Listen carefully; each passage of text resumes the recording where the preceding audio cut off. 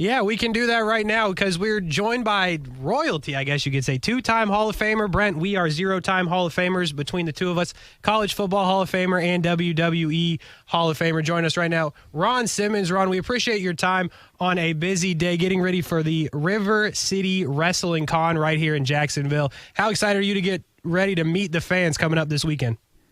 Man, I am really excited. You know, anytime I'm coming back to the state of Florida, it's always an exciting time for me. And particularly, like I've said several times this week, man, coming back to Jacksonville, it's a special place in my heart. I had a lot of teammates there that came from the Jacksonville area, as well as a lot of support during my college years, man. So I'm really, really looking forward to this. Ron, this is Brent Martineau. What an unbelievable career and story you are. How do you ever get tired of sharing it, telling it, especially at events like this? I mean, all these years later, have you been able to kind of put it in perspective? Just how few people, I guess we now see like a guy like John Cena and others like into different landscapes from the wrestling world to other sports and even entertainment. But I mean, you kind of were that guy and one of the pioneers early on from football stardom to wrestling stardom. No, I'd never get tired of talking about it, you know, because as I've stated before, you know, I'm a living testament to you know, that, hey, things are possible to come true, you know. So I never get tired of telling my story, and particularly to young, aspiring men of all nationalities and colors, you know, because it's something, man, that, hey, as a kid you dream about. And at this point in my life, I never thought that it would get to this point to where it would still hold to the point to where it is now, to where people look back at it and would say to me, you know, hey, ask me, am I aware of the things that I've accomplished, you know? And for myself, you know, it was just a thing of, hey, trying to do the very best that I could in everything that was presented before me, you know? And I think I did that. Ron Simmons with us here on ESPN 690. Let's talk. We're the official station of Florida State football and basketball, so obviously we got a lot of Noles fans. Talk about that part of your life for a moment, and obviously the recent passing of Bobby Bowden. But you have been well documented in what he meant to you and helped shaping your life. Can you give us a thought or two on your time with Coach Bowden? You know, I would hope, man, and I've had the opportunity to talk to a lot of kids throughout the years, right, that they would have the experience that I had with a coach that took the time that Coach Bowden took with not only myself, but I watched him do it with other young men. You know, coming from the background that I had, with, you know, with there was no father figure there, and as well as no mother, you know, during the time that I was coming out of high school. And for him to come to me the way he did, and you know, when I was being offered, you know, bunch of things and a lot of promises that was not going to be kept, and for him to come to me as a father figure, you know, at that particular time in my life with no promises of anything but more advice of life, you know, and that proved to be true throughout the years that I was there, you know, and I can't speak enough of how much the values that he instilled in me that I still hold true to this day and still practice. So, you know, it's a thing to where it's almost as if, you know, it was meant for him to come into my life. And that's exactly the way that it went, man. You know, and I'm extremely blessed to have had that experience with Coach Bowden, as well as being a great coach and being that father figure for me during the time I was at FSU. Ron, you just kind of talked about it a little bit, but you were obviously a high-level recruit at the time. You're a College Football Hall of Famer, right? You were incredible on the football field. You obviously talked about what Bobby Bowden just meant to you, but how do you ultimately end up at FSU when there's obviously a lot of programs out there and you were a guy that probably had a lot of offers? Well, like I just, you know, briefly touched on, right? Look, I had a lot of promises coming being made to me, you know, right? Some of the schools were even throwing around a little bit of money at that particular time. And for a poor black kid coming out of there, hell, $10,000, $12,000, you know, probably that was you know, hey, that was a large sum of money at that during that time. But, you know, I was an athlete and I was a football player, okay? And that's all I had been doing. And throughout my entire life, and I've worked very hard at it. Most of the schools were coming to me, and it was showing me a great time, but none really talked football and talked academics to me. He sat me down and said, look, this is my second year here, okay? I can't promise you anything, and I'm sure that schools are throwing around some things to you that probably they shouldn't. And he said, but this is what I can promise you. You're a great athlete. If you come to this school and come to FSU, I don't care if there's seniority or if there's someone in front of you. I don't play those games. If you're a better athlete on that field, I will play you no matter what. And, hey, bro, and the moment he said that to me, it was music to my ears because no one had said to me and put it that plainly, you know. And all I ever wanted was a chance to prove that if I was better than someone, hey, I wanted to play. I didn't want to take a red shirt, which what most of the schools were offering, you know. And it sounded fantastic to me, man, when he put it like that. And he also went on to say, I'll be there for you and making decisions that you're going to have to face throughout your lifetime as a young man, you know. So yeah, you know, so that's exactly how it went, you know. And after he put it in those words that my opportunity there was going to be as equal as anyone else, I was pretty much sold. Brent, Martineau, Kasey, Kuhrts, Action Sports Shacks on ESPN690. We're joined by two-time All-American from Florida State in 1979 and 1980. Ron Simmons also had that number 50 retired, as many of you Knowles fans know. One more football question for you, Ron. Then we'll talk a little more wrestling. You make it to the NFL, but you also play in the USFL.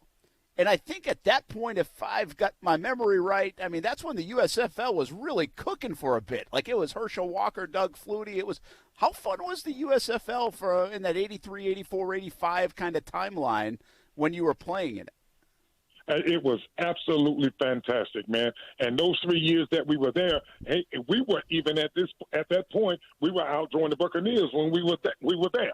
And it was a very exciting time, exciting brand of football. Everything was going the way that it should be going. And it was a great opportunity for guys like myself, rebounding off of coming out from an injury or having been released from teams from the NFL. And then we were even starting to draw guys from the NFL, you know. But as in everything, you know, greed sets in, you know, and that took over, and they're thinking they could go up against the NFL, you know, after 3 years, and it just didn't happen. But it was an absolutely great brand of football, and it was a great time to be playing football, you know, and it was a great experience, and it was an opportunity for a lot of guys, like I said, like myself, you know, and I really had a great time. By the way, Ron, note here that he played in Tampa with another future professional wrestler that you know, Lex Luger. How wild is that they played together in the USFL? Ron, I don't fancy myself as a huge wrestling fan now. I just have to be honest. But back in the like, I remember watching you. Like, I was like I know that name. Like, I know that guy. I know all these names. Like, I was a wrestling fan as a kid. But every time we have a wrestler on now, and I understand the popularity of it, I think it's amazing that it's sustained the test of time to this degree with young kids and people my age, mid-40s and even above and below. Does it surprise you it's as big as it is now as maybe it was then, or even bigger? Does that surprise you at your age that you're going to go see all these wrestling fans and they can't wait for it this weekend, that it's been able to be so sustainable of a product? No, it doesn't surprise me, you know, because even as myself, you know, my grandmother was a huge wrestling fan. She's the one that got myself and my siblings more interested in watching, and she was a big fan of Bob Armstrong, you know. And so I've been a big fan of professional wrestling all throughout my life, you know, growing up. But it doesn't surprise me that it you know, that it has the following that it does and that it's sustained now. Because in the profession that we do, right, we're an outlet for, hey, for a lot of people, man, for a lot of frustration, for a lot of people to come and vent, for a lot of people to come and let all their emotions go. And that has served and proved throughout the course of this business that we call professional wrestling, man. And And plus, it's always renewing itself, and it's always something that you can continuously invent and have new products and have new faces and change different styles. So, no, it doesn't surprise me, and I see it sustaining and until it just eventually no longer wants to exist. But for as long as guys and girls want to do it, man, I see it going forever at this point, So, yeah, and I'm really, really proud that I've had the run that I did, because it wasn't easy, So, yeah, I see it continuously going as it is now with the success it has had and then moving forward. And you've had a fantastic career about it, no doubt about it, Ron. And if you want the opportunity to meet him, by the way, Jacksonville Fairgrounds this weekend, right down there by the stadium.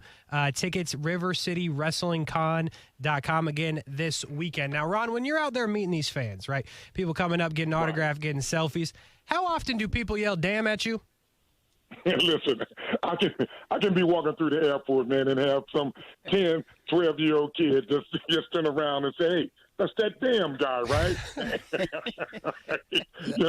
So it happens almost every day, man, So, yeah, but look, it's okay with me, but I'm really looking forward to, like I said, coming to Jacksonville, though. And during this time, I've had I've been waiting for this for some time now, a lot of years, to get to this point, to be thankful to all the fans for following me, man, throughout my football career and my college and my wrestling career, because when they show up now, some have the pictures of when they were a kid and were with their father, and then now some come with their kids, so it's really something to see, and it's really something for me to take in and reflect on and to be thankful for. And I just look forward to saying thank you to all the people, for being behind me, man, and supporting me all the years. So I'm really looking forward to coming to Jacksonville.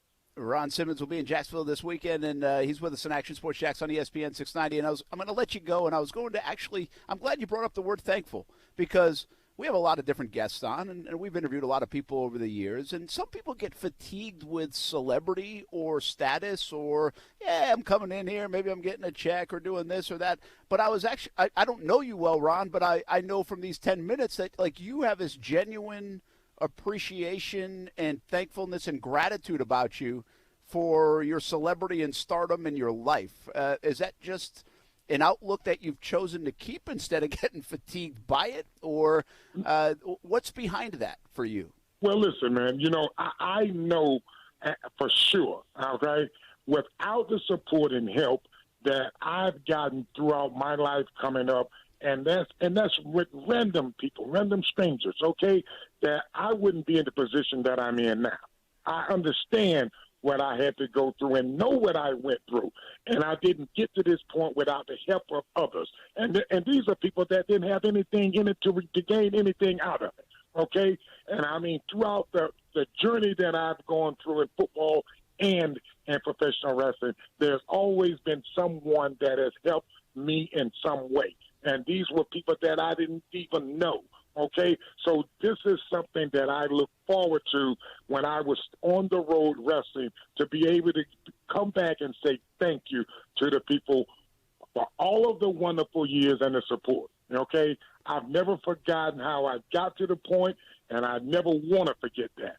So this is something that I look forward to, and I'm really, really grateful to be in this position to do that. So I'm thankful to you all for giving me this outlet to say it.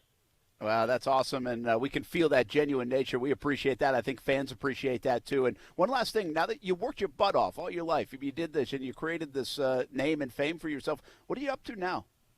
Are you enjoying retirement, or what are you doing? Yeah, at this point, look, I'm healing up, and believe me, it's been a long time. My body is finally saying thank you, okay? I've given you everything that I could, and I'm letting it rest. I'm replacing some things, right, as it goes on right now. But generally, overall, I'm in pretty good health, and I like to spend most of my time now, outdoors.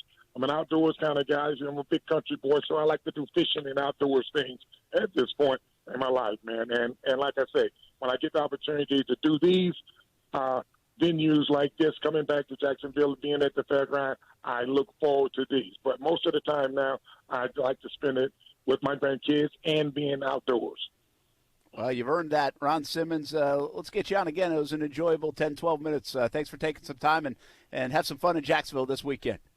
I'll do that, man, and thank you once again for having me on.